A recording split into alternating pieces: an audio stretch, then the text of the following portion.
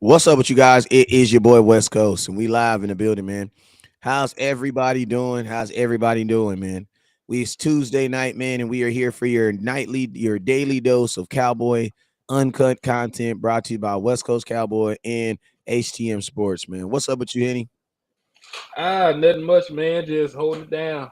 Get ready to get into this cowboy content. Keep my antennas open for any other trade rumors before the deadline. Should I heard that? POP, hold me down, baby. Hold it down. Hold it down. I'm legally blind. I'm legally blind. Where? In my back. In my back. Hey, what's up? Hey, what's up with you, Anna Shell? Appreciate you for tapping in. Jaime, what's up with you, Jaime? Jaime Servine, what's up with you, my boys? Servine, what's up, Servine? Sir, appreciate you, my boy, for tapping in and for being the first person to send stars. You a real MVP for that one, my guy. Appreciate you. Looks like we got some folks tapping in on YouTube too, man. So appreciate y'all over there on YouTube. But it looks like Facebook is winning, man. I don't know. I think y'all got y'all notifications on for show on Facebook, man. I appreciate y'all, man. Appreciate y'all. All right, but yo, man, you guys already know whenever West Coast goes live, there's two things you guys must do. First thing you guys must do is I need everybody right now, man, that is under the sound of my voice, man, to go in right now and hit that share button. It's absolutely free. Don't cost you a goddamn BB Tata. So I need everybody right now to hit that share button. We got 5 Super Bowl rings. Let's see if I can get 5 Super Bowl shares from every single person that's on Facebook and then every single person that's watching on YouTube as well. We got 2 people watching on YouTube right now. We're gonna start. Actually, we got 4 people. We got Eric Wells, and then we got Jeffrey. What's up, Jeff? So appreciate you for tapping in, my boy. Let's see. Okay, let's slide over to Facebook now. The Book of Faces. Hey, you guys already know. As I say your name, make sure you guys hit that share button, and then also make sure you guys hit that star button. Most importantly, hit that share button. We sitting at 5 shares right now, and I'm gonna show some love to you guys. So make sure you guys share it. Hit it right. All right. So T Gillen, what's up with you, my boy? Hit that share button, that star button. Ben Garcia, Dwayne, what's up, sir? Ben Garcia, see you again. Vasquez, Greg, what's up with you? Vasquez, I see you. Brian Ruben, what's up with you? I think that's Brian. It's Bryant, B-A-Y. I haven't seen nothing spelled like that before. That's very unique. Anna Shell, what's up with you? Lee Harrison, what's up with you? Jonathan Taylor, what's up with you? My boy Gary, Greg, Garado, Choppa, what's up, sir?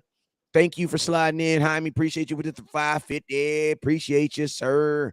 And Miss Cortez, appreciate you. Hey, man, my vendor finally sent out my jersey, so I should start getting a shipment of jerseys this week. You know what I'm saying? And I'll start getting those in the mail. I apologize for the timing, man. I have no control over shipping. You know what I'm saying? But I appreciate you guys, and they're gonna be getting out in the timely manner, I promise. All right, Miss Cortez, appreciate you. All right, what's up with you, T? Mark, is that Marky Garcia? What's up with you, Marky? Appreciate you, my boy.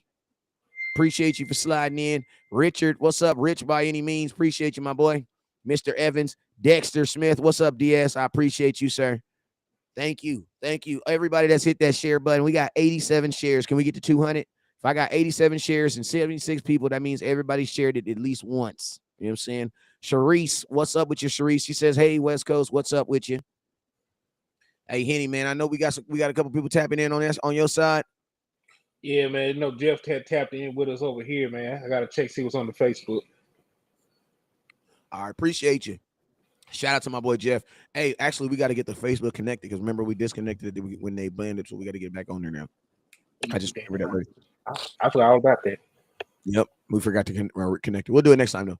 Oh, yeah. What's up with you? What's up with you, Dexter Smith, Sharice, Jerry Rivera? Appreciate you guys all for hitting that share button, and most importantly, thank you guys for hitting that star button. Hey, the super chat is on. Let's go ahead and get right into it, man. So, yo, today the Dallas Cowboys trade. First off, they signed free agent. How you say his name? The cornerback. I gotta go look at the boy name again.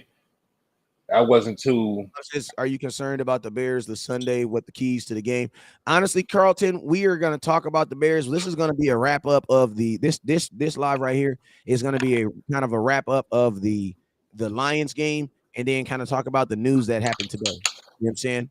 So that's what we're gonna do today. You know what I'm saying? And then we'll kind of like start talking about the Bears and things like that. But we actually gonna talk about the little Bears a little bit. I call them the little Bears. If I'm calling them the little Bears, then you can understand how I feel about them. You know what I'm saying? Go ahead, Henny. Nah, I'm talking about Kendall Sheffield, the boy we signed to our practice squad.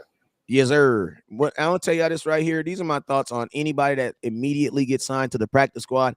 I have one or two concerns. Either one, the Cowboys feel the practice squad is where they're gonna start him at, so that makes me feel like he is probably gonna be a guy that still needs to show that he can play in this league. And then two, another thing is if there's some type of injury with Mr. Shepard, I think it's more of the first one. I think it's more of the first one, but you also got to remember this, man. Um, we had when a cornerback goes down, one guy has to go up. So when Jordan Lewis, went down for the season, that automatically pushed up Dayron Bland into his position. Then who takes Dayron Bland's position? Okay, not Kendall, but Kelvin Joseph takes his position, takes his reps. Then who's gonna take Kelvin Joseph's reps? And this is gonna be my boy Kendall. I'm gonna tell you this right now. I feel like Kendall's gonna first have to make his moan. He's gonna have to make his plays and his motion on special teams because that's where the reps are probably gonna come from. I don't foresee Kendall coming in, a guy that gets signed to this practice squad, and then them putting him out there at the corner. I think this is gonna be a guy that they're basically gonna swap him with Kelvin Joseph, and then Kelvin Joseph is gonna get rewarded because Kelvin Joseph has been playing better in special teams. Now we don't know if that's going to translate into the corner, but he has been playing fairly well as a special teamer for the Dallas Cowboys. You know what I'm saying? So I would assume if Kendall wants to find a way to play on this defense, especially a defense that is playing with a standard, he wanted to be really good on special teams to start off with. Yeah, I'm just looking at his numbers right now. He has 20 career starts. He's been in the league since 2019. He was originally drafted fourth round out of Ohio State by the Atlanta Falcons. And he was not he ain't been really good. I'm be flat out with you. Just judging by the numbers, I ain't looking no tape or nothing. Just the numbers at face value. He has never recorded an interception in his career. He's been in the league. This is his fourth year. He never had an interception. Um, Year one, he allowed 74.5 completion percentage when targeted. He was targeted Jesus. 55. He was targeted 55 times. Jesus.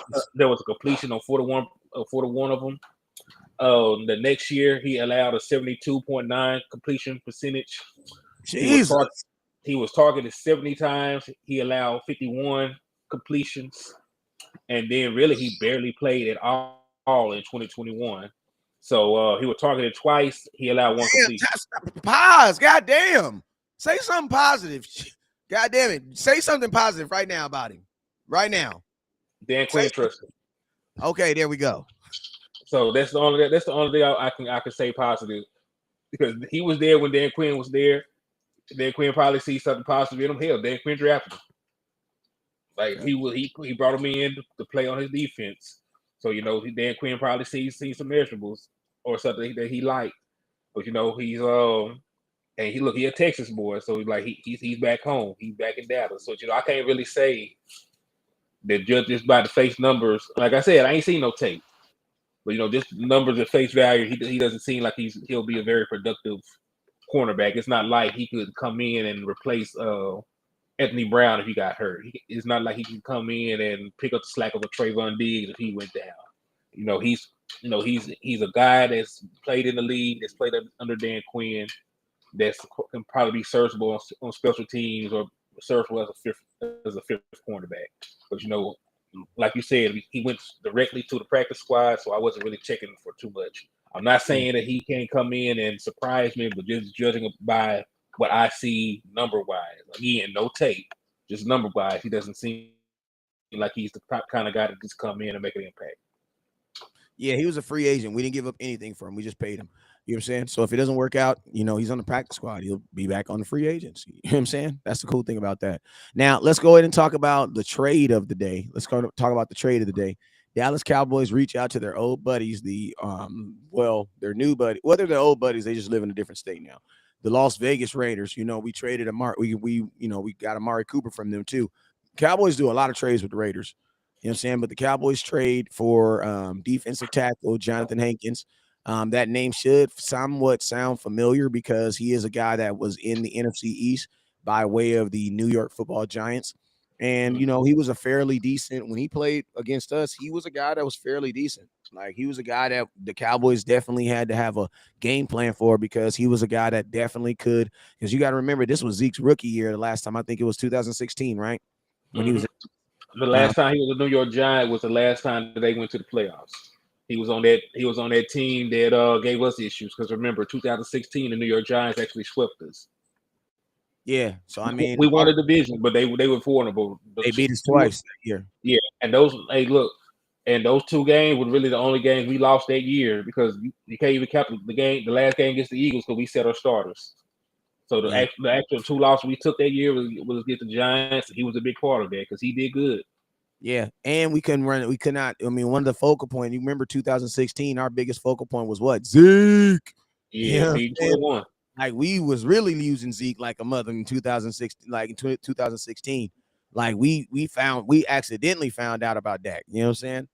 Like so I mean, those were those important games. So it's like I think the reason why I thought this was a good trade is off the simple fact is the Dallas Cowboys acknowledged that they actually had an issue at stopping the run. You know what I'm saying? And I'm gonna tell you this: one of the biggest things I've always seen as far as having an issue with the Cowboys is sometimes they don't even like to admit that they have a problem. You know what I'm saying? Like sometimes they you know what I'm saying? Sometimes they literally like to just just almost like just trust the guys, trust the process, kind of like, you know what I'm saying? And I like the fact that the Dallas Cowboys did not trust the process on this. They're looking at film, we're looking at film, like, listen to me. After that Sunday night, after that Sunday morning game, after that game, I woke up the very next Monday, and the only thing I could think about was how we gonna stop the run. And guess what, man? The goddamn Dallas Cowboys was feeling the exact same way. You know what I'm saying? And that's what I call, and it's so crazy, man, because if you guys watched my show on if you watched my show on that Monday, I had a bunch of people that was like on me, like, oh, West Coast, why are you being negative? Like, why are you being negative? And why aren't you just enjoying? And that wasn't that I was being negative, but I told you guys, that I was gonna, there's this feeling of just like euphoria of, oh my God, we want to continue to feel that feeling. So you have to point out the things that we are not doing correctly so that we could keep that feeling and have that feeling intensified by what? Winning in the playoffs. I'm gonna tell you this right here. This tweet right here, man, this really put a big smile on my face when I saw this, man. It says the Cowboys acquired D tackle Johnathan Hankins from Las Vegas and a 7th-round pick in 2014 in exchange for a 6th-round pick in next year's draft. A source with knowledge of the trade confirmed. This is the most gangster part of this tweet right here, man. This right here this part of the tweet right here is what got my blood going. It says move was discussed in Monday's personnel meeting. Guess who else had a personnel meeting? West Coast Cowboy did with all of you guys. You know what I'm saying? 10 o'clock that morning, we were live. You know what we were talking about? The Dallas Cowboys cannot stop the damn run and how important it was for us to stop the run. Now, the last sentence reads like this. It says the move was discussed in the Monday's personnel meeting as club acknowledges needs to improve the run defense. When you hear your team acknowledging that they have flaws and trying to fix those flaws, man, Henny, man, talk to me, man. What is that? How does that make you feel, bro? Talk to me about this move, though, and then that aspect too. Well, man, it makes me feel a lot better about our season and our prospects of actually having playoff success going forward. Because I wrote a whole damn article about how the run defense has derailed our playoff hopes the last two times we went. But people forget it wasn't no quarterback going crazy on us that eliminated us from the playoffs all these years. 2018, the Rams ran us off the field. They had 278 yards rushing, 3 rushing touchdowns. Last year, it was 169 yards rushing, 2 rushing touchdowns, lost the time possession in each game. Kept, so like it really was always the rushing defense that really held us back. Because we always had pass rushers. Last year we had a high powered offense, all this, all that. It didn't mean anything because we couldn't get them off the field. They just ran the ball down our throat. And, when you can't stop a team from just handing the ball off to a running back, getting 5, 8, 10 yards, there's really nothing you can do about that. Running the ball really eliminates a lot of high risk turnover plays.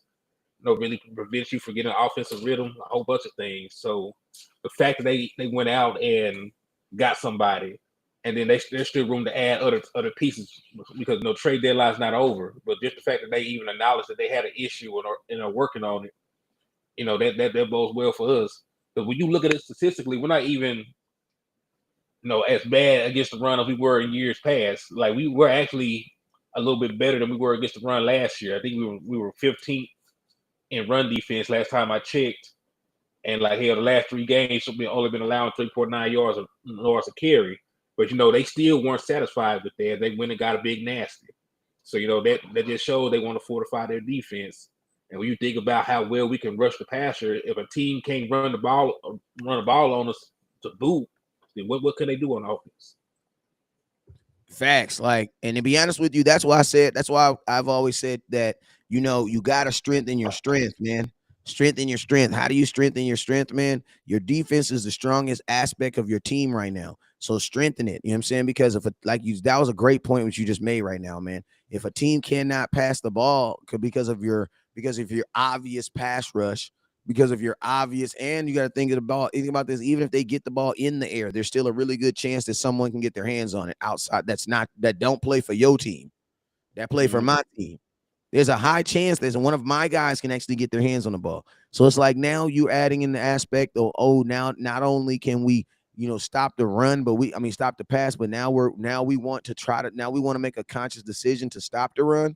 Man, I'm gonna tell you this right now, man. This 2022 season is starting to smell nice, man. That's all I'm gonna say. It's starting to smell a little different. And I'm gonna tell you something else about this season too. Is, man, if you're looking around in the NFC to think about who's this powerhouse great team, bro, we just played the so on best team in the NFC. Supposedly, we just played them last week. You know what I'm saying? Not the Lions and the Philadelphia Eagles. And I feel like every Dallas Cowboy fan on here believes that you can beat that Philadelphia Eagles. Well, think about this, man. Next time you play the Philadelphia Eagles on Christmas, you're gonna have a Dak Prescott, you're gonna have Dalton Schultz, and you're gonna have Johnathan Hankins. 3 totally different starters on 2 but the cool thing about it is you have aspects on both sides of the ball. So this is the Dallas Cowboys are definitely trying to shape themselves into a different team. Now, I think one of the biggest questions now come out is West Coast. Do you still think we need a linebacker? Henny, I'll let you go first. What are your thoughts? I mean, this is the thing. I would love to have a linebacker, and we need a linebacker. But just who the hell is available? Because when you really think about it, who could we bring in right now who could play better than LVE at middle linebacker? Because they're not. Because look, a good middle linebacker don't grow on trees. You have to trade for somebody. And when you really think about it, what kind of assets do we have to get up to get a middle linebacker? So I want one. I really want Roquan Smith, but hell, he just went crazy. So I know his price tag is probably outlandish. But he had like an interception, a sack, 11 tackles. He just went crazy. On Monday Night Football. So like when you really just think about it, like there aren't too many linebackers to add, but it will definitely help the run defense. Because like you said, if the defensive tackles or the defensive line fail, to contain the running back, it's still going to be up to the guys on the second level to prevent them from getting a bigger run. So that's LVE, that's Barr, that's whoever else you have out there at linebacker. And to be honest, like hell, Barr hasn't played too great, and LVE hasn't played up to the standard of a middle linebacker. Now, people will point to the raw numbers and say that LVE is having a great year, but if you watch the tape and you see him missing tackles, you see him not filling the gap, you see him vacating space, and quarterbacks running up the middle of the defense, you know that he's not really excelling. Like, yes, he's making tackles, but he's making tackles 7 or 8 yards down the field. And there's a lot of folks defending that criticize Jalen Smith for that. So I don't really get that. You don't want a linebacker making plays down the field. That should just be the standard, and you should be looking for an upgrade. But I also said that LVE is playing out of position, so I'm grading him on a grading curve. So like, yes, he's playing to the best of his ability to be a guy who's a weak side linebacker or was an outside linebacker in college and know to start his NFL career to be thrust into the position of playing middle linebacker. He's doing commendable at what he's doing. But we want to be a premier run stopping defense. We're going to need more from our linebacking core. I mean, this is the thing. Like, I appreciate stuff that people do for me that are less unfortunate until what you're doing for me starts hurting me. Like, if a homeless person walks up to my car and they're like, yo, man, I'm going to wash your windows for you. And I'm going to do it for free. I'm going to be like, sure, go ahead. But if he tries to take off the shirt that he has on his back and wash my windows with that shirt, that dirty shirt that he has on, I'm going to decline it. I'm going to say, no, right. I'm not going to do that.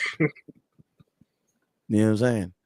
So, like, I'm all for a handout. Like, I'm all for it. Like, I'm all for LVE helping the team, taking one for the Gipper.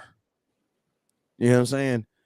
Until that one starts hurting me. And then I'm like, yeah, now I need to go pay to fix my problem. So, do I think this signing takes me? Listen, I'm not trying to go from giving up 136 yards to giving up 120. That's not a difference.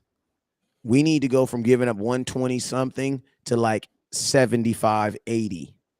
Because if you're giving up 100 yards a game to running backs, the chances of you winning a lot of those games are going to be very slim. Because you got to remember, if a running back is running for 100 yards, when is your offense on the field? Probably not much. Probably not much. And I'm going to tell you this, my defense has been taking that ball. They have been getting turnovers, but they only got one defense. We only got one defensive turnover, the defensive touchdown this year, right? No, we got two because D-Law in the Rams game. Yeah. D-Law in the Rams game, and what was the other one? I thought I just had one. It was D-Law in the Rams game. Didn't somebody intercept one and take it to the crib? Or was that in my game? I'm tripping. We got D-Law. D-Law took as a strip fumble.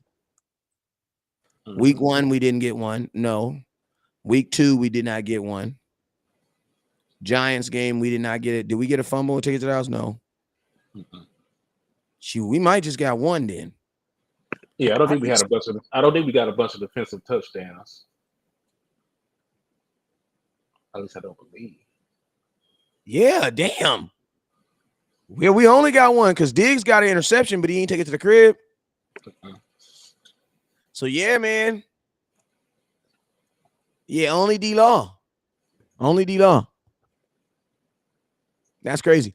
But yeah, we need to make a move that's going to take us from like 126 to like 75. You know what I'm saying? Like, that's the type of move we need to make. Now, I think that this is a good move to help us out in the middle there. I do believe it. But at the same time, I still believe you need to help the supporters who support in run support. And who is that? The linebackers, for two reasons. One, we don't have the bodies. And for two, if somebody gets hurt, we don't have the bodies. Like, we have two problems with the linebacking room and they both are like worse for each other. Because, like, listen, right now you have middle linebackers that's not playing good. But what if that linebacker that's not playing good actually gets hurt? Then what do you do? Think about this. You're in a worse situation then. If something happened to LVE, we're in a way worse situation, because now you don't have a middle linebacker at all. You know what I'm saying? So I personally would love for the Dallas Cowboys, even for depth purposes, man, we got to go get something, at least I don't think there's a starting linebacker out there, but there has to be a middle linebacker, someone that we could bring in that could at least challenge somebody for a position, bro. Because we literally have LVE, and then under LVE, you have guys who haven't played in the NFL. Or guys who don't have more than a year experience in the NFL. Right. Because the only thing you could go ahead. The only thing you could do was bump Anthony Barr there, but you have another guy who's not a middle linebacker playing out of position. Mm-hmm. Harper, the rookie. I don't believe in starting rookies at middle linebacker. I don't mind starting a rookie at edge rusher because you ain't got too much responsibility. You just rushing the quarterback. That's it. But a linebacker, I have a problem with putting a rookie over there. You know what I'm saying? One defensive TD with 6 turnovers. Okay. But yeah, so I still believe that the Dallas Cowboys need a linebacker. And I don't think there's anybody that can make a legitimate argument that we don't need a linebacker. I think you can make a legitimate argument that the Cowboys won't go get one. Yeah, you can say that because Jerry do dumb stuff all the time. But there's no legitimate argument that we do not like. Even if you think LVE's having a good season, like tell me who's backing him up. Like LVE is trying to really not miss a game for the first time win.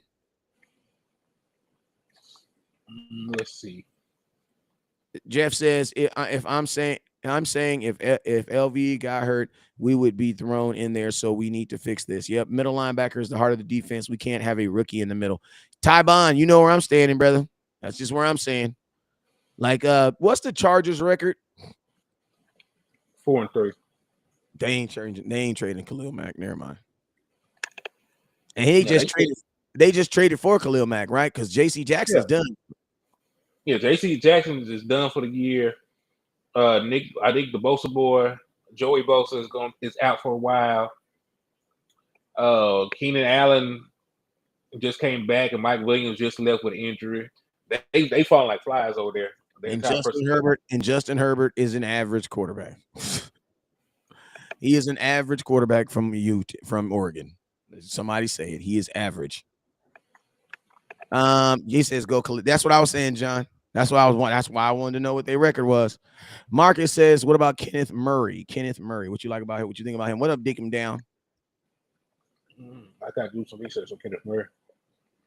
Roger Smith, what's up with you, my boy? So, yo, man, let's go ahead and that's. I mean, the end of the day, I do believe this is a move that's going to help the Dallas Cowboys because at the end of the day, this is an upgrade. This is an upgrade to what we had. You know what I'm saying? No, he's not a world beater. No, he's not super young. And with all this, but this is an upgrade to what we have right now. And anytime the Cowboys upgrade, you got to take that. I'll take that. Go ahead. I was gonna say, like, he ain't old either. The man's only 30 years old. Like, shit. Like, I'm 30. So, like, it ain't like he 100 years old or he ain't. Look, a lot of y'all wanted Ndamukong Suh. Well, that man is damn near 40. Yeah, he is. So, like, they can't say anything about Johnathan Hankins. He's only 30 years old. He started very young playing football in the league. He was only like 22 when he got into the league. So, he still got plenty of football left. And according to PFF, he is already our second highest rated run defender. I really take PFF grades with a grain of salt because you know how I feel about them, their grading systems. But he has been a great run defender his entire career. So I don't doubt that he can still, make it hard to get to the second level. The man is 340 pounds. Right. And he's not 340 pounds and unathletic like the other boy we brought in. He can actually still move. Yes, you know exactly what the hell I was talking about. So he's not washed, if that's what people are thinking. Dontari Poe is just ridiculously big and ridiculously out of shape, bro. What's up with you, Bob Sherman? Happy birthday to you tomorrow, bro. Mine was yesterday. We 2 days apart. But yeah, man, that's a great point. Great point, man. Great point. Let's go ahead and talk about. I mean, because I know a lot of people have kind of, I haven't had you on the show yet, so I'll give you an opportunity to kind of talk about this Lions game that just kind of went over, man. What was your thoughts on your quarterback in that game, man? I mean, he played like a guy who was out for a month of some change, and that was just really just like the first couple of drives, because after that he was spot on. Hell, second half he was 10 of 11 with a touchdown. So you can't really say he played bad. He was third in EPA. Matter of fact, out of all the quarterbacks that played in Week 7, he was third in the league in EPA. So he did not play bad. He completed 76% of his passes. That's including a drop. So what can you say about that? He came back and he played well. It's crazy. This was the first time all year that the Cowboys offense scored 3 touchdowns, but Dak Prescott didn't play well. Shout out Ray Mack. Yeah, man. And he only had 6 incompletions. Like, come on, bruh. Like, I think some of these folks really thought that Dak was gonna come back and just be Jesus. Mm-hmm. Like, See, Dak really did it to them. He spoiled them with the performance against the Bucks. No preseason, just go in, throw 400 yards, 3 touchdowns against one of the best defenses in the league. They got him spoiled. They think Dak Prescott want to do that every time. yeah, man. And like, even if it's like let's like this, like even if I told you guys that like, yo, Dak is only gonna get thrown the ball 26 times. And I asked you guys how many incompletions could he have for you to consider it be a good game? Most of you guys would have said 5, 6. Okay, well, he threw 6 interceptions. I mean, 6 incompletions. We're two of the passes. And let me tell you this right now. I know a lot of you guys, yeah, but he threw the ball in triple coverage. Listen to me. There is no defense on the face of the earth. There's not a receiver in football right now that anybody is going to be triple covered on. No, not one. Jerry Rice does not play football anymore. Randy Moss does not play football anymore. Calvin Johnson been a Calvin Johnson does not play football anymore. Freaking Dez Bryant in the end zone is not playing football anymore. Like, bro, there is no player in the NFL that's going to get a triple coverage. And I'm going to tell you this right now. If someone did get a triple coverage, you know what that means? There'd be 2 dudes running down the field wide the hell open. I'm pretty sure Dak would have saw them. You know what I'm saying? Right. What happens is, man, there do be double coverages, but I'm going to tell you a lot of time when you throw the ball in zones, what happened is guys see the ball and they converse on the ball. They run. They're not just standing there looking at the football. Once they see the football in the air, guys go get the football. And then guess what? It looks like 3 dudes are running for the ball, but they're not running for the ball. You don't actually see 3 guys in coverage. You see 3 guys converging on the ball. So, no, your quarterback didn't throw the ball in triple coverage. Like, come on, bro. Like, y'all got, like, come on, bro. Like, that's right. And even the play they were talking about, CeeDee Lamb was on a linebacker, and it was cover 2. The safety had his hips turned, so Dak Prescott made the right read. The safety just made a better play. He was able to flip his hips and get back into the play, but otherwise, Dak was finna drop the ball right over top of the linebacker to CeeDee Lamb. It just so happened that he read it right. He read it right because the safety was running this way, had his hips already open. He was committed. But there was nobody else running a route on that side of the field, so he did not have to get that far down. So he just flipped his hips back around and got back into the play. So yes, it was a good play by the safety. But if the safety did not recover, that might have been 6 points. And y'all talking crazy about it. You want Dak Prescott to attempt big boy throws. Hell, if CeeDee Lamb was on the linebacker, he better try that throw. I don't give a damn. He better try it again. Every time. All right, let's go ahead and let's slide into. Hey, let's talk about these running backs, man. Let's talk about these running backs. What were your thoughts, man? What were your thoughts on these running backs? What are your thoughts on Ezekiel Elliott, man? What was y'all thoughts on Ezekiel Elliott when y'all saw him go up in the air, come down, and keep on running, man? Say, man, if you had your run the damn ball hat on right there, you should have been proud of yourself. Yeah, man, Zeke is Zeke, man. Like I said, like he's still a top flight running back. They don't give him the ball like they used to. They used to give him the ball 25, 26 times a game. This is not what they do anymore. Maybe part of it is to conserve him for later on down the line in the season when we need him in the playoffs. Maybe they like what Tony Pollard does. I don't know. But, he doesn't get the same workload he used to get. But to get the ball 15 times and still come away with 2 touchdowns, to pick up big third downs, to have those kind of runs like when he hurdled the guy, you got to appreciate that. And I appreciate Tony Pollard too. It's just like we need Ezekiel Elliott for the power runs. Tony Pollard's your scat back. He's not an every down back, but when he does give you the opportunity to have the big splash plays, and I do appreciate that facet of the game because he really saved one of our scoring drives because Kellen Moore got cute, did a damn reverse in the red zone, and lost like 5 yards. And then Tony Pollard got the ball and took it like 15, 20 yards to set up a goal line situation. So, I appreciate Tony Pollard for the plays like that. Do I want Tony Pollard pass blocking for me still? No. No. If he's running back in on third down, he needs to be running a route. But Yeah, outside of that, keep putting your guys in position to be successful, and we're gonna rock out. Because look, we got two guys who are on pace to average 1,000 yards. Tony Pollard is on pace to get 1,000 yards. Ezekiel Elliott is on pace to get 1,000 yards. So keep feeding your running backs. yeah, man. And I think Kellen Moore is a subject that I think a lot of people want us to kind of talk about for a little bit. So we're gonna talk about our Let's OC. talk about it. Let's talk about our OC, man. Yeah. So man, look. Do you think he hates offense? I know he hates running the ball. But He go does ahead, hate running the ball. He does. You know what? And he admits it. That is not the kind of offense that he would want to run. If he had it his way, he would throw the ball a majority of the time. You know, he is a guy from the mode of not from the coaching tree, but he wants to be more like Andy Reid. Andy Reid, was a guy who had all these creative, play installations, all these creative formations and different wide receiver sets and packages he put out on the field. And that's really the kind of a game that Kellen Moore wants to call.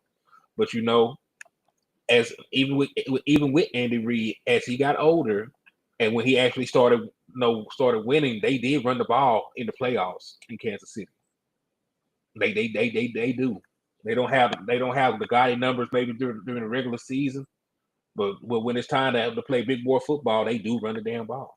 Yeah, and go look what they drafted after they won that Super Bowl. The very next year they drafted with the 32nd pick, they drafted that running back out of LSU. You know what I'm saying? So even if it didn't work out, they want to alleviate some of those them throws from Patrick Mahomes. But it's like at the same time too, though, what's good for my neighbor across the street may not be good for me. You know what I'm saying? So it's like that's the biggest thing that Kelvin Moore needs to be able to take from Andy Reid is like the reason he's able to do that is because Patrick Mahomes is built like that. You know what I'm saying? That's the same type of offense Patrick Mahomes ran when he was at Texas Tech. Like when he was at Texas Tech, man, like his defense sucked. Matter of fact, Patrick Mahomes, I think he had one winning season when he was at Texas Tech. Like I used to think about that too. Like when they're like, bro, how you gonna take a quarterback that won like seven? I think the most game he won in a season was like 7 games or something like that. You know what I'm saying? But at the same time, that boy was scoring 50 points in college. You know what I'm saying? Losing 50 to 51. You know what I'm saying?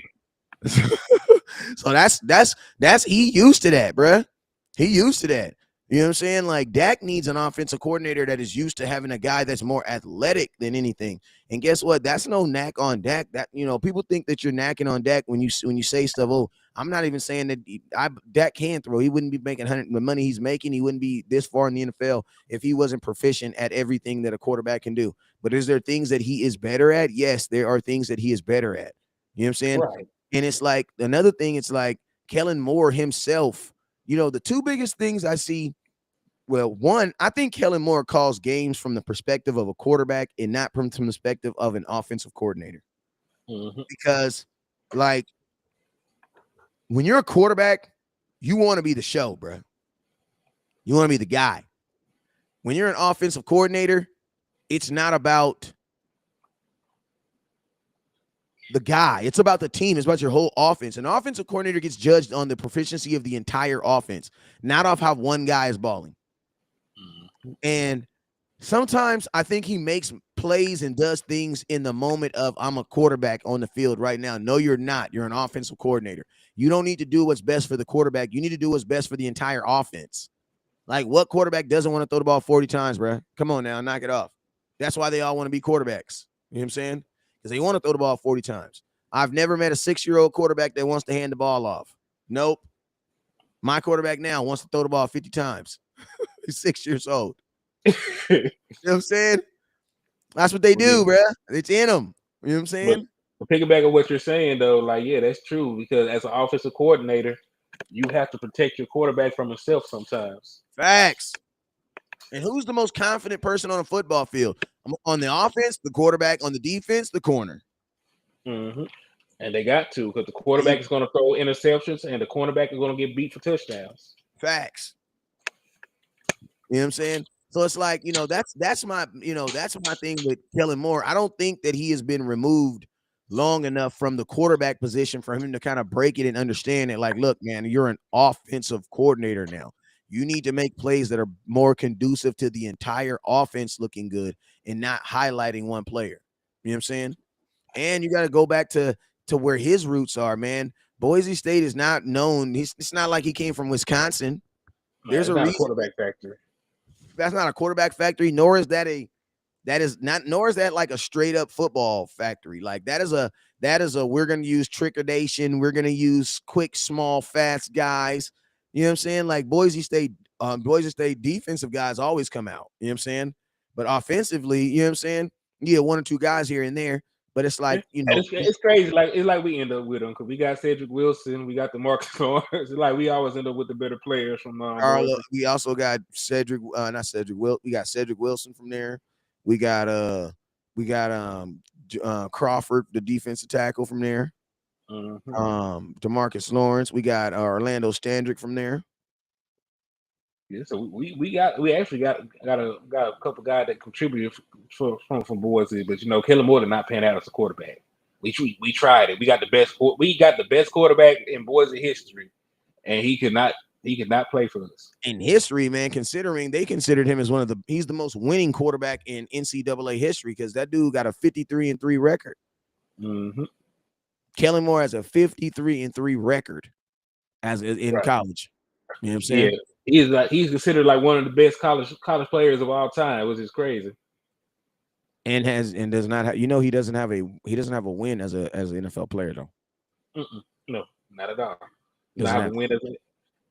But that just show you sometimes that does not translate because you don't always play NFL caliber players in college.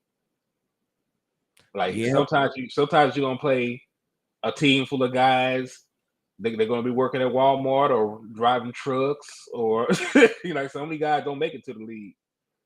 You don't go out there and play teams like Alabama and especially within their conference. You don't go out and play Alabamas and Arkansas and LSU's or Ohio State's week in and week out. Say, man, I told y'all we're gonna be on for an hour. We got about 15-20 more minutes left. I want to use this last 20 minutes to kind of start talking about these Lions, man. Not the Lions, but these Chicago Bears, the Lions and the Bears. We got to play the whole jungle up in the whole zoo up in this mug. You know what I'm saying? Tigers and Bears. Oh my. Oh my. But I'm gonna tell you, I ain't gonna say the Lion, Tigers, and Bears. I'm gonna say Justin Fields. Oh my, that boy. Oh my God, that's. So that's a guy. And I'm gonna tell you, while we talking about him, we're gonna talk about LVE. Oh Lord, don't do the boy like that, man. Yes, we gotta put some confidence on the man. We gotta speak. We gotta speak life into him. What they say in the church, you gotta speak life into the. Okay, well, let's speak life in the LVE. What does he need to do this week to look better? Because I'm gonna tell y'all this right now. LVE didn't necessarily. Now that I look at the film, it wasn't that LVE looked better in the first half. It was just they were doing things. They weren't really coming at him in the first half. In that second half, they were going at him. You know what I'm saying? So it's like first half, LVE was more supportive role. But come that second half, man, they was going at his ass. And that's why you saw a total different drop. You know what I'm saying? Now, I'm going to tell y'all before we say spy, who would you even think about spying on him? You know what I'm saying? I'm not, me personally, I don't believe in spying quarterbacks right out the gate. I believe that quarterbacks should have to, I believe they should have to earn that. You know what I'm saying? Like, I don't believe that right out the gate up, only person I'm going to spy right out the gate is Michael Vick. You know what I'm saying? He earned that. You know what I'm saying? But I will say this, man. What they just did on Monday Night Football, oh my God, that was impressive, man. That was impressive. And I got some numbers here put together for the Bears. I'm gonna just touch on a couple of them. But but you may not know this, but they are the number one rushing offense in the NFL right now. They are the number one rushing offense in the NFL right now as we speak. So you're going to have to expect them to run the ball an excessive number of times, and it's really not even just the running backs. They got two running backs that they'll use. They use Montgomery and they use Herbert. Let's name the two running backs. Of course, they got design quarterback runs for Justin Fields. That boy was out there running quarterback sweeps, draws. He was running powers like hell. And like even when he doesn't have design runs, if you're trying to rush, that's really going to be the key. You cannot run past him like when you're trying to rush the passer. Because the moment that you run past him, he is gone. And it's not even like he's not a power runner. This guy has 4.4 speed. That they would try. There were some analysts that thought he might need to transition to a wide receiver at the next level. They always say that about a certain kind of quarterback. I'm not gonna say nothing, but they always say that about a certain kind of quarterback. But if anybody that could play wide receiver in the NFL, you do not want to spy them with a linebacker anyway. So what you need to do is keep him in the pocket and collapse it. Do not run past him, trying to get to him, because all he has to do is step up. And if you're in man coverage, he is gone. I saw him convert a 3rd and 14 with his legs on a scramble drill and get 20+ yards. Jesus. You do not want to run past him. You need to play him. Who's worse with who's better with their legs, him or the Eagles boy? They're two different kind of runners. Because when you think about Justin Hurts, Justin Hurts. Jalen Hurts. You put them together. He mashed them together. He made a sandwich. I'd have made a whole new NFL player. But he made a sandwich. But when you think about Jalen Hurts, like yes, he's a little bit faster than Dak Prescott, but he's a power runner. He's gonna greet contact. He's gonna try to run through you. They say he's a strong boy. They say he can squat like 600 pounds or something like that. He's a workout warrior. So like he's more Cam Newton when you describe his running style. But when you describe like this boy right here, think about Lamar Jackson. Think about shiftiness. Think about a guy that can hit his head on the goalpost if you miss your assignment. He'll try to make you look stupid. He'll make you look slow, boy. So you do not want this boy running open. So yes, I need for my middle linebacker, I need LBE to follow his keys. I need him to stay in the middle of if they are zoned up, I need him to stay in the middle of the field. If he has gap assignments, I need him to make sure that he fills his gap. But he cannot give this man a free run up the middle of the field, no matter what he does. Because you got to think about it. None of your linebackers run 4.4. LVE does not run 4.4. They're not catching him behind. If he gets past him, they're not going to catch him. They're not going to catch him. You're going to have to hope that your safety got a good angle. So do not let him get past you. I hope Anthony Brown on that side, because Anthony Brown the only one on our defense that can run something like that. Yeah, like him and Parsons, because Parsons run 4.3. What does damn his mind? What he just lost my. What did Dayron Bland run? I don't know what Bland runs. I don't think Bland is fast. Let's see. Dwayne said. What my boy say? Oh, now Kellen Moore's career is 3 games, 58%, 779 yards, 4 TDs, 6 interceptions, a career rating of 71.1, a QBR of 23. Oh, talk about professionally? Dang, boy. Yeah. But Bland is actually faster than I thought. He ran 4.46. He's actually faster than Jordan Lewis. And what they have Anthony Brown has. Anthony Brown runs a 4.3. I forget the exact 4.3 wood, but he ran a 4.3. Okay. He's your fastest corner. Damon says his O-line is banged up. I think we will get to him a lot. It'll be a long day for Fields. He's the most sacked quarterback in the NFL. Like he's been sacked 29 times already. Jesus. So yes, so like you think how much is of it? How much? Because with athletic quarterbacks, especially in their first year, because Michael Vick got sacked a lot. Well, he didn't get sacked a lot because Michael Vick was just that. You know what I'm saying? But there was a lot of broken. Michael Vick said he had to learn to play with an offensive line, basically. You know what I'm saying? Like because a lot of times when you're that athletic, bro, you're like, I am not waiting. I'm gone. You know what I'm saying? Like, but you gotta trust your offensive line. You know what I'm saying? So I want to know how much of that do you think is him, and how much do you think is just the offensive line, though? It's a bit of both because yes, his offensive line has been in flux. He had a bunch of guys that are injured, a bunch of guys that probably shouldn't be playing right now. But he holds the ball a lot. He makes bad decisions. He makes bad decisions. He's young. He knows he's fast, so he holds on to the ball a little bit longer. I also saw something interesting a little bit earlier. It was like in terms of pass block win percentage. I think his offensive line for the year was like top 5, and he was still the 29th. Well, he still had 29 sacks against him. He's holding the ball too long. He holding the ball way too long. But He's holding the ball way too long. Even last night. Hey, repeat that, because I cut you. Repeat that, because I know some people missed that, but I caught that. Repeat what you just said. That was smooth. I liked that. Oh yes, like his offensive line was ranked in the top 5 of pass block win rate for the season, but that means they're winning. They're winning on their pass blocks. But he still has been sacked 29 times, which is the most in the league. So you can't really put all that on the offensive line.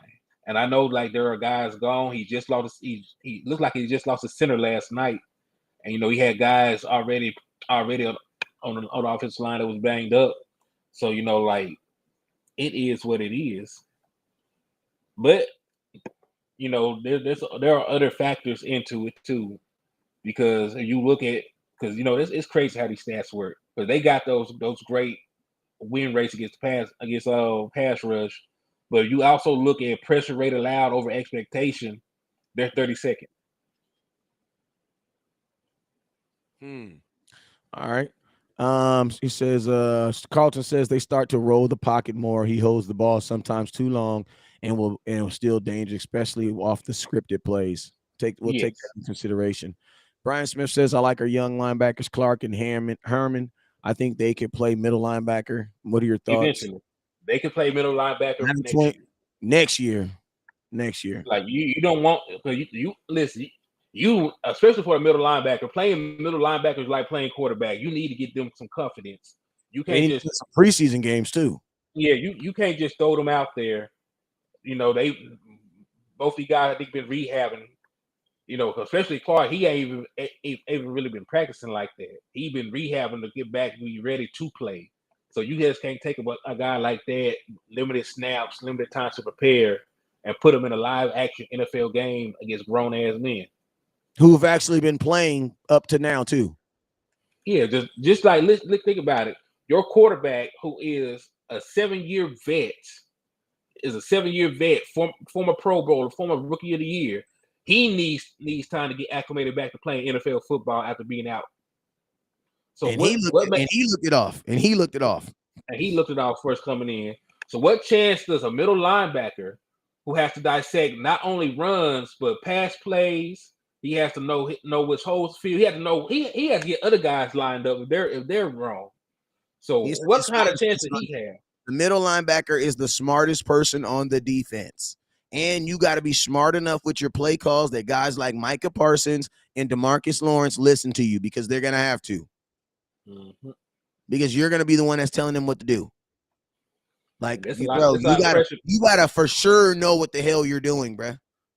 You gotta for sure know that's a lot of pressure, bro. You gotta. And this is a team. Parsons doesn't have it. This is a team in defense with championship aspirations. Like, they just won 12 games last year, went to the playoffs. So like the only thing to go from there, they expect you to be ready to play. They're trying to win. They're trying to at least win a playoff game or two this year, and you can't be the reason that they don't. Yeah, and I'm gonna tell you, Brian, I think the answer to your question is we might need to accept the fact that the middle linebacker is not on this team. The answer might be he's not on this team.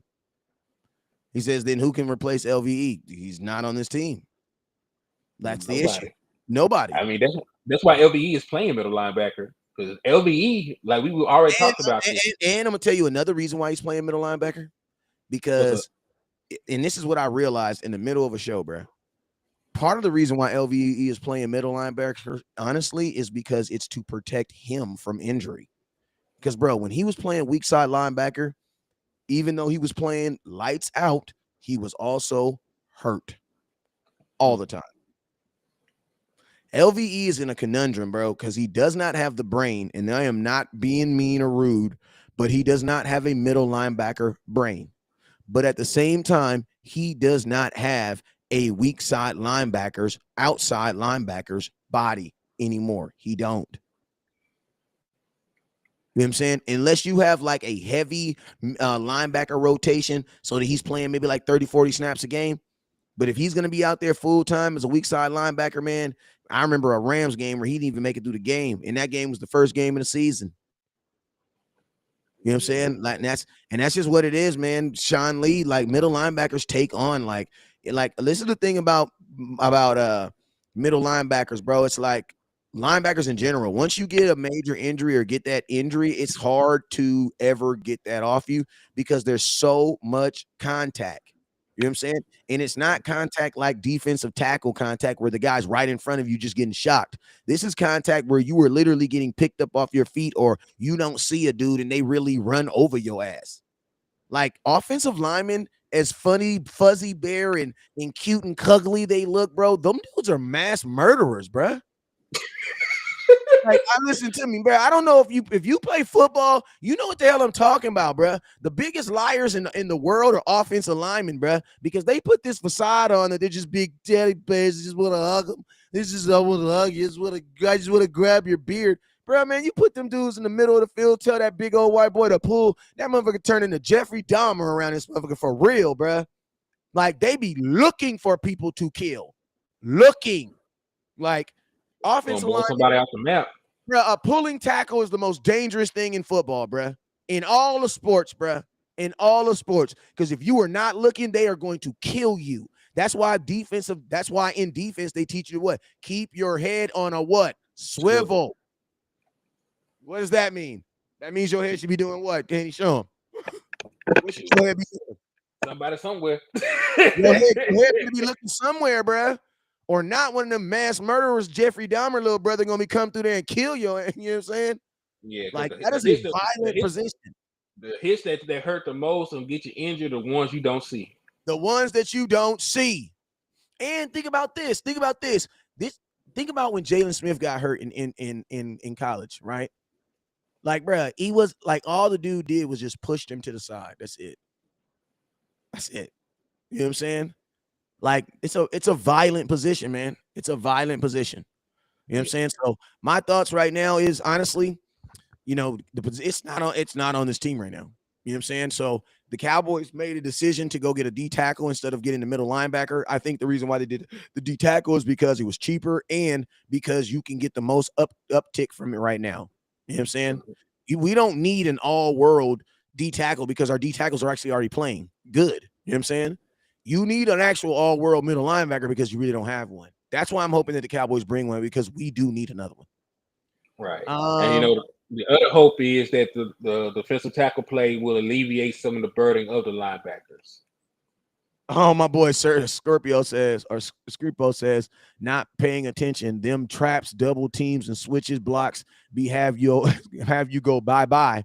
For real, man, like literally you'll be turning to the left and then you'll turn to the right and then you'll be asleep. Like for real. Like for real. Like them dudes are vicious, bro. Them dudes are vicious. Go look at Lael Collins playing guard as a rookie, bro. Like go look, you know what I'm saying? Like them dudes be looking for people and they can just run you over. And it's no penalty. None at all. Hey, your caption does say Cowboys versus Eagles. It does? Uh-huh. Where say that? It's Come on, man. We ain't worried about nobody for real. I just want to know what's up with the caption. Hey, man, Leon, stop paying attention to stuff. Listen, if you rocking with the Cowboys, so you know we don't play the Eagles. I don't get bad about that. See if he man, but I'll update it, though. Max says, Deron Payne or Corey Holcomb, what's the skins if the price is right? That's a good question. Let's compare the numbers. I don't want to. I don't know. I feel like trying to get anything that's defensive from Washington is going to be like pulling freaking teeth because They love defense in Washington like we love offense. Like that's their thing. You know what I'm saying? And they drafted them dudes. You know what I'm saying? So like they literally put 4 first-round picks on their defensive line. They did that on purpose. Then they they signed Jeremy Collins. Where he at, matter of fact. I liked him. He was good against the run. Couldn't cover much, but I liked him. But yeah, I think it'll be hard. I think it'll be hard. Landon Collins. Yeah, where is he? He was He with back with Washington. he back with the Giants. He went back to New York? Yep. Oh, damn. Okay. I'll take it. Carlton says not by Miles for sure. Yeah, I don't think they would be interested. I don't think they would be interested in trading defensive player. That's their thing. Like that's their thing. Like the Washington's then they went and got a defensive minded coach. You know what I'm saying? So it's like you have to deal with a guy that loves defense. Nah. But I mean, and then also our greatest asset right now is really a defensive end. I don't think they're gonna want to trade for one. Because what would they want? You know what I'm saying? I'm not no Cowgirls fan, bro, and y'all gonna lose us. Well, I mean, Leon, you up in here watching the show. You obviously a Cowboy fan. Hell, you mean you just a fraud? You watching it on the low. You a Cowboy fan for sure. Hey man, hey, let me ask you, Leon. So you're not a fan? Would you go would you go to a gay bar if you wasn't gay? So why are you in a Cowboys live stream if you not a Cowboys fan, man? Hey, but Leon, if you it's all good. Don't block us. We cool with it. If you like it, I don't love it. That's your choice. But I'm just saying, if that's what you like doing, Leon, it's all good, man. Just don't bring that over here. You feel me? That's all I'm saying. Yeah, don't bring that coolers over here, boy. Not to mention they are in the division. Rarely see trades within the division. Yeah, good point.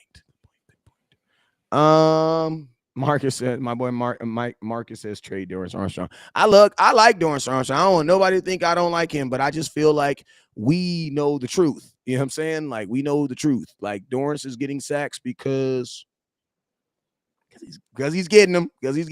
I'm only gonna talk this way about him until the trade line. Once the trade deadline goes away next week, then I'll be like, oh hell no, Dorrance Armstrong the best thing since sliced bread. You know what I'm saying? But until then, we're going to keep it all the way 100. You know what I'm saying? A part of the reason why he is getting sacks is because of the other guys on the left-hand side. Now, realistically, could he not be getting sacks? Yes. So we are going to appreciate him for doing his job. But all I'm saying is you could probably get more for what you need by trading him because there are teams that will overly pay for some guy getting sacks, especially 25 years old on a cheap contract. That's all I'm saying. You hear me? So, yo, man, hey, we've been on here for an hour, Henny, man. Let them know where they can find you at. Let them know what your next article that you're going to be writing too. Yeah, man, I actually just dropped an article today, bro. It's called the Chicago Bears can beat the Dallas Cowboys, but they won't. So yeah, I just dropped that bug today, man. But yeah, you can find all my content at HTM Sports. That's on Twitter, that's on YouTube, and I'm Henny the More on Facebook. And hey, man, you guys already know. He says you already know what it is, man. I am your boy West Coast, and you have been rocking with me all night. I will be live in the morning between 10 and 11 a.m. So if you want to tune in then, I will be live then. And guess what? I'll see y'all in the morning. You already know what it is. Never look down because the star is up. Peace. Tomorrow we going full-fledged Bears. Let's get it.